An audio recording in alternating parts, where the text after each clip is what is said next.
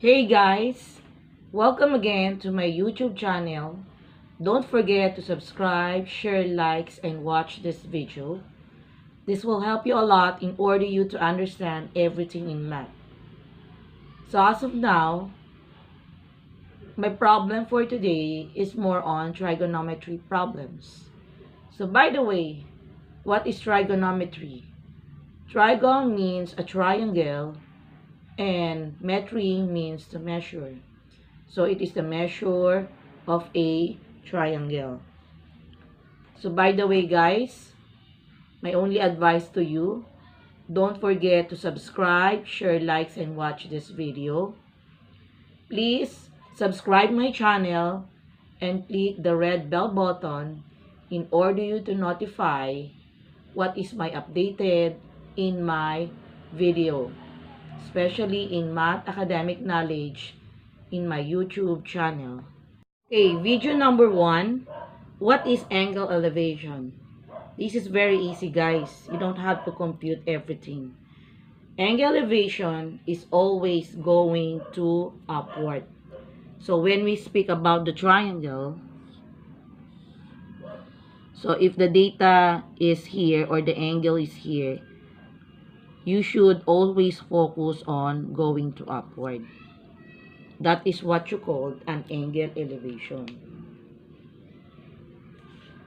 So, number 2. What is an angle depression? So, when we speak of an angle depression, mostly an angle going to downward. So, the best answer is letter B. So, if this is the angle elevation going to upward, this is what you call an angle depression. So the focus is always in this one, from the hypotenuse and at the same time in angle of adjacent. Number 3.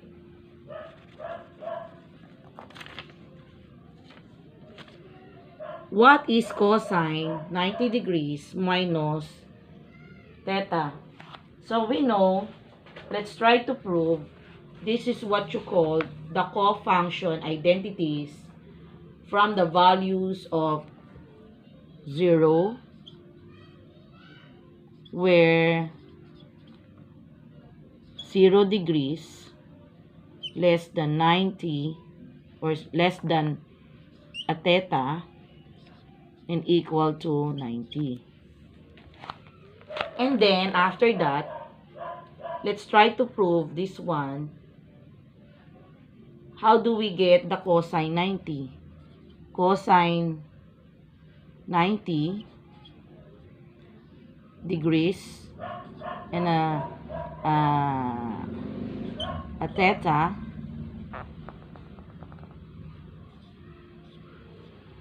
and at the same time we will proceed for the cosine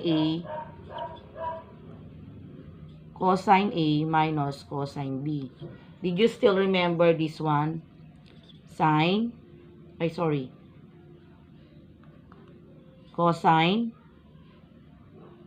A and then cosine B plus sine A sine B. Did you still remember for this one? So, we will apply this formula from cosine 90 degrees minus the theta. So, we have cosine 90 degrees cosine theta plus sine 90 degrees and then sine theta. Take note, we will replace B to a theta, angle A to 90, beta to the theta, and angle A to 90. What is cosine 90? If we will use that in calculator, that is 0.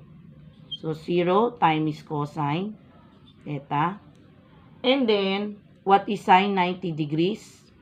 That is equivalent to 1. If you will press that in a calculator, times sine theta.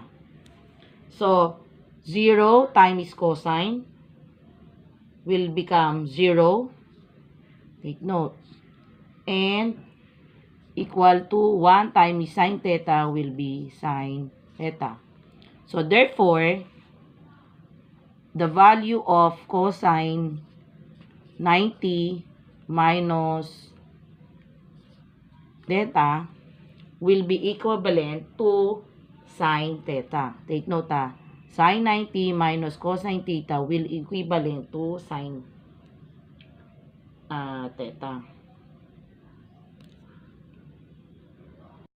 So, the best answer for number 3 is letter A. So, we have already proved the cosine 90 degrees minus the theta will equivalent to sine theta. Okay, let's proceed for number 4. What is cosine 270 minus the theta?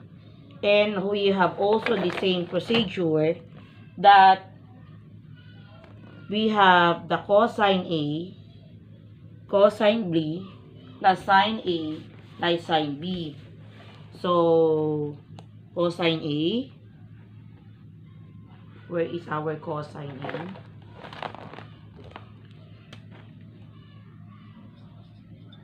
Cosine A, cosine B, plus sine A, and then sine B.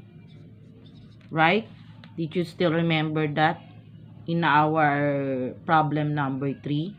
And we will replace A as the value of 270 and B will be the value of theta. So, again, cosine 270 cosine theta plus sine 270 plus sine theta. What is the value of cosine 70 in your calculator? So, we know that the cosine 70 will be equivalent to 0 times cosine theta. And we know that sine 270 will be equivalent to negative 1 times sine theta. So, 0 times cosine 270, 0, this will become 0. And then, negative 1 times sine will be negative sine theta. So, the value will become negative sine theta. So, that will be equivalent to cosine 270 minus the theta will be equivalent to negative sine theta. So, the best answer is letter A. Take note, letter A.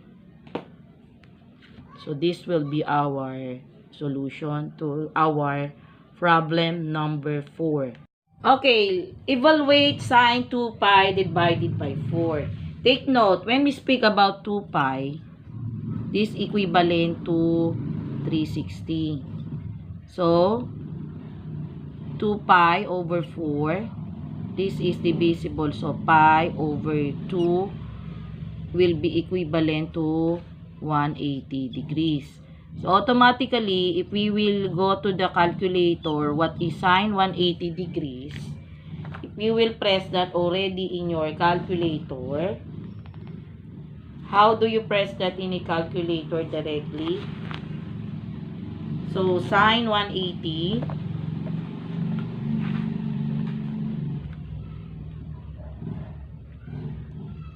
sine 180, what's the value for sine 180? It is sine 0. So, take note, sine 180 is 0. So, the answer is letter B. Take note, guys, ha. The answer is letter B. Sine 180 is 0. Okay, let's proceed for number 6. Solve for ABC triangle if the sides are A, 0.9447, B is equals to 15.9 and C is 21.1. Find cosine C. And let's try to recall the cosine law.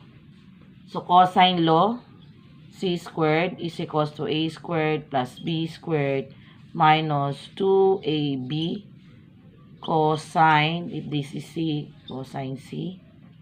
If I have the A squared, we have C squared plus A squared minus 2,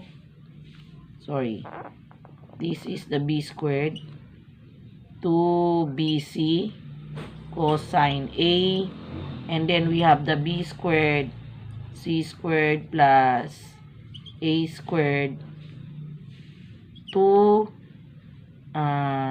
AC cosine B. So we have 3, This is the formula for the, and we need to only find cosine C. So in order to have cosine C, so this will be the one. How will you change this one?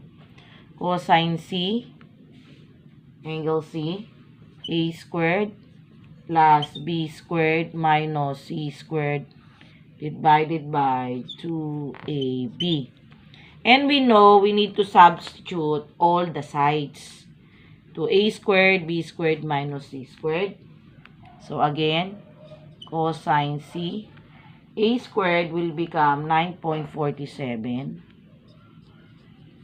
squared plus we have 15.9 squared minus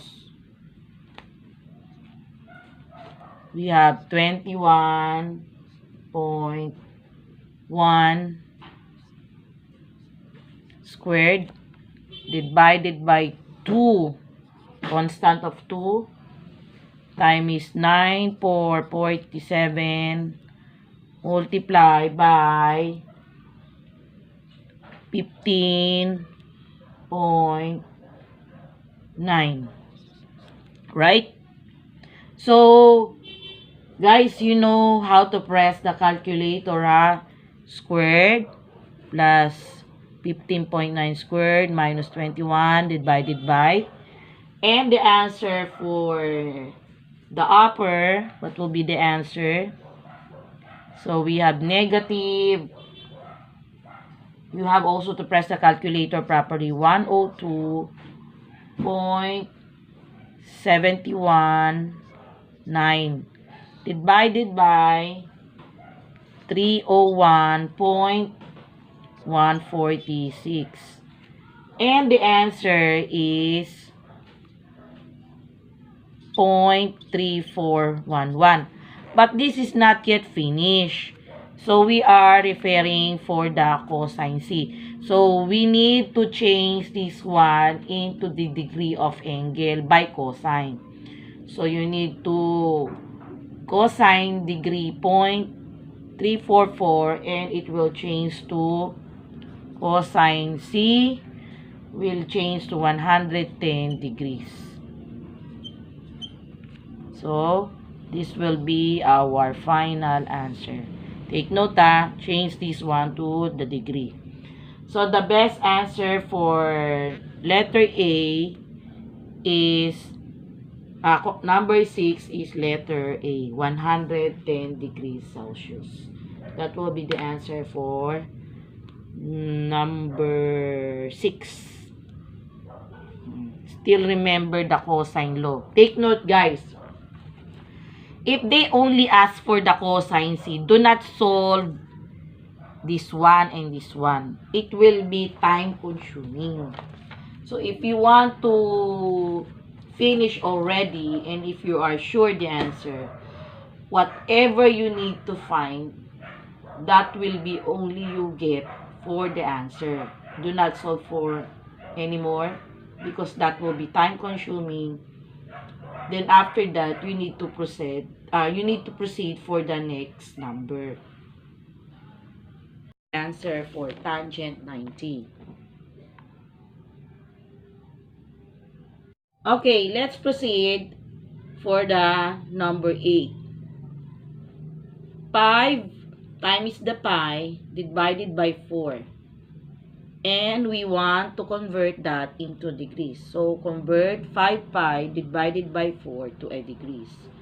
So, how will you convert that into a degrees? We know that from radian to degrees, take note radian to degrees, we need to multiply by 180 divided by 4. So, again, 5 pi divided by 4 multiplied by 180. Sorry, this is pi. Divided by pi. So, we need to cancel and cancel this one. So, if we will multiply 5 times 180, equivalent to 900. 900 divided by 4, we will divide by 4. The answer is 225 degrees. So, take note 5 pi divided by 4, convert that only to 180 divided by pi. So, cancel the pi and pi. 5 times 180 will be 900 divided by 4. So, the answer is 225. Okay. Okay, convert 60 degrees to radian. How will you get that? If we will get for the 60 degrees, this is very easy. So, if it's degrees to radian, so we will multiply by pi over 180. So, 60 times pi 180. So, this is divisible by 60. 60 divided by 60 will become 1.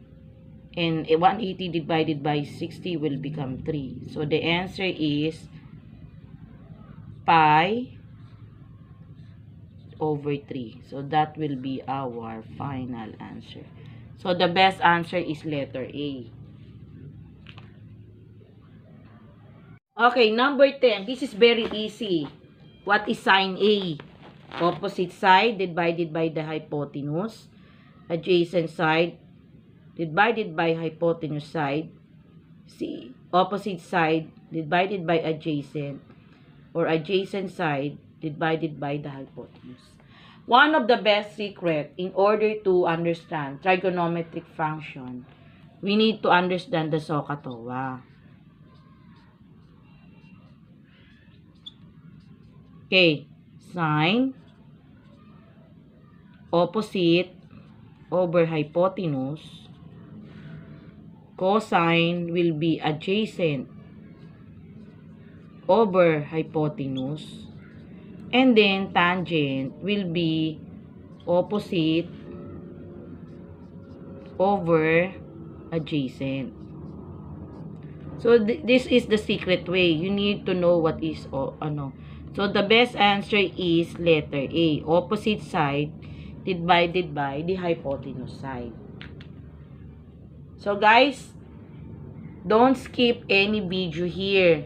This is just only part 1 of my trigonometry. So, I will upload also trigonometry number 2, problem solving with solution. And even also my first upload will be geometry with solution.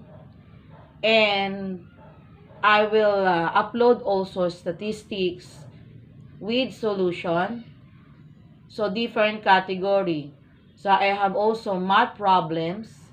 Math problems consists of different kinds of problems from trigonometry, algebra, analytic geometry, statistics, differential and integral calculus, as well as the discrete mathematics.